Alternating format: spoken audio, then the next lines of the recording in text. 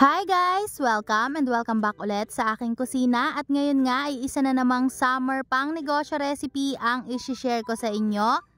Yes mga mare, isa na namang summer pang negosyo recipe na madaling gawin, madaling ibenta at higit sa lahat mga mare kahit nasa bahay lang ay pwede mo na tong simulan. At kung naghahanap ka nga rin mare ng pang negosyo recipe na madaling gawin at kung baguhan ka lang, super dali lang nitong gawin mga mare at paniguradong kayang-kaya mo tong gawin. At kung naghahanap ka naman ng pang negosyo na sa maliit na puhunan lang ay pwede mo nang simulan, nako mare, perfect nga sa iyo ito. Dahil sa maliit na puhunan lang ay pwede ka nang magsimula ng ganitong pang negosyo. Napakasimple lang din ng mga ingredients na kakailanganin natin dito mga mare at higit sa lahat ay ilang ingredients lang din ang kakailanganin natin dito. Kaya naman wag na nating patagalin mga mare, tara na at samahan nyo na akong gumawa ng napaka-creamy, napaka-chocolatey at higit sa lahat mga mare napaka-refreshing na homemade Coke float. At eto na nga mga mare yung mga kakailanganin nating mga ingredients. So gagamit po tayo dito ng 1 can ng condensed milk at 2 can nitong ating creme densada.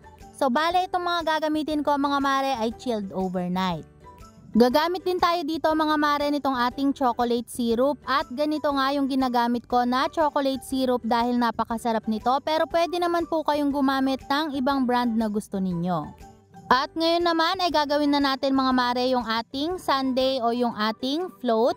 So kung mapapansin nyo po, itong aking mixing bowl ay naglagay lang ako ng yelo sa gilid at sa ilalim nito para mas madali nating mapagset o maging double yung size nitong ating cream. Again mga mare, dapat po ay chilled overnight ang ating condensed milk at yung ating creme densada. After po nating mailagay yung ating condensed milk at yung ating cream dito sa ating mixing bowl, ibibit lang natin to hanggang sa mag-double yung kanyang volume. Makakatulong din dito mga mare kung maglalagay nga kayo ng yelo sa side ng inyong mixing bowl at sa ilalim para mas mabilis po itong mag-set at mag-double yung kanyang volume. At kung balak nyo talagang gawin tong pang negosyo mga mare ay suggest na mag-invest po kayo sa stand mixer dahil medyo nakakangalay din talaga ang pag-set ng cream katulad po nitong ginagawa ko.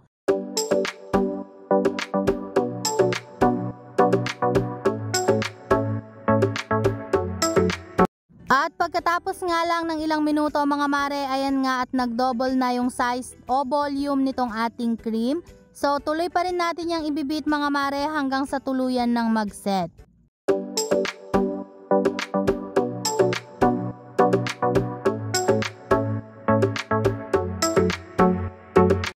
At ganito nga mga mare yung gusto nating ma-achieve sa ating cream. At kapag ganito na po yung inyong cream ay okay na yan. So ang gagawin ko lang mga mare, ilalagay ko muna to sa freezer. Yes mga mare, ilalagay muna natin yan sa chiller o sa freezer ng ilang minuto habang piniprepare naman natin yung mga iba pa nating gagamitin. At gagamit nga po ako dito ng 2 size ng cup, yung ating 22 ounce at yung ating 16 ounce. So ang next naman mga mare, magdi-drizzle lang tayo dito nitong ating chocolate syrup. At sa mga magtatanong po kung gaano karami ang ilalagay natin dito na chocolate syrup, depende yan sa inyo mga mare kung magkano ang ipipresyo nyo sa inyong Coke float. Mas masarap kasi dito mga mare kung marami tayong ilalagay na chocolate syrup dahil yan talaga yung magpapalasa sa ating Coke float. Pero depende pa rin yan mga mare syempre sa kung magkano ang presyo ng inyong Coke float. Sa akin mga mare, naglalagay ako ng 1 tablespoon para sa aking 16 ounce and 1 1/2 tablespoon to 2 tablespoon naman para sa aking 22 ounce. At after nga po nating maglagay dito o mag-drizzle ng ating chocolate syrup, ang next naman mga mare ay maglalagay na tayo dito ng ating yelo. At sa paglalagay naman ng yelo mga mare, naglalagay lang ako hanggang dun sa malapit ng mapuno yung ating cup. Dahil bababa rin naman yan kapag naglagay na tayo ng ating Coke. At ganyan lang kadali mga mare at uulitin lang natin yung process hanggang sa malagyan na natin lahat ng yelo itong ating mga cups.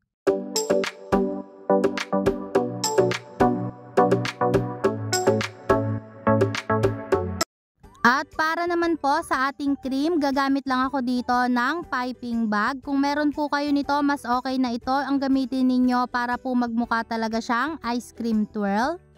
Pero kung wala naman mga mare, pwede naman kayong gumamit ng pang scoop ng ice cream.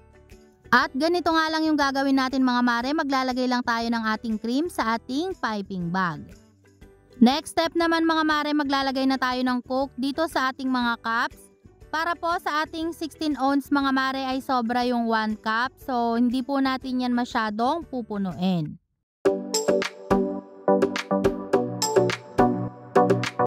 At para naman po sa ating 22 ounce mga mare, saktong-sakto lang talaga itong ating 1 cup ng Coke. At after nga nating maglagay ng ating Coke dito sa ating mga cups mga mare, ang next naman nating gagawin ay maglalagay na tayo dito ng ating cream. At sa paglalagay naman po ng cream, halos pareho lang naman yung nilalagay ko sa ating 16 ounce at sa ating 22 ounce.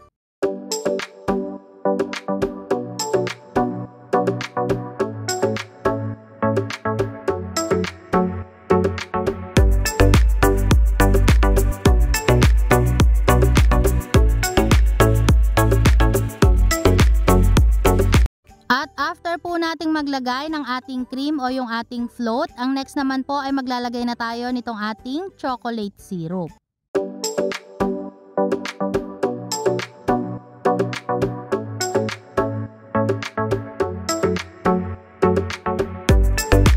At ganun lang kadali mga mare, at eto na ang ating napakasarap, napaka-refreshing at talaga namang napaka-creamy and chocolatey na homemade Coke float.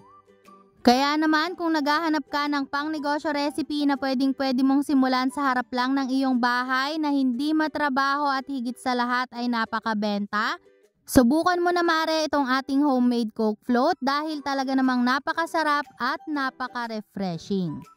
At para naman po sa mga magtatanong kung magkano ang pwede nating ipresyo sa ating Coke float o yung ating homemade Coke float, para po sa 16 ounce mga mare, pwede natin itong ibenta ng 45 to 50 pesos each. At para naman po sa ating 22 ounce mga mare, pwede nyo yung ibenta ng 55 to 65 pesos each. Pero depende pa rin yan sa inyo mga mare kung magkano ang nagastos nyong puhunan para sa inyong Coke float.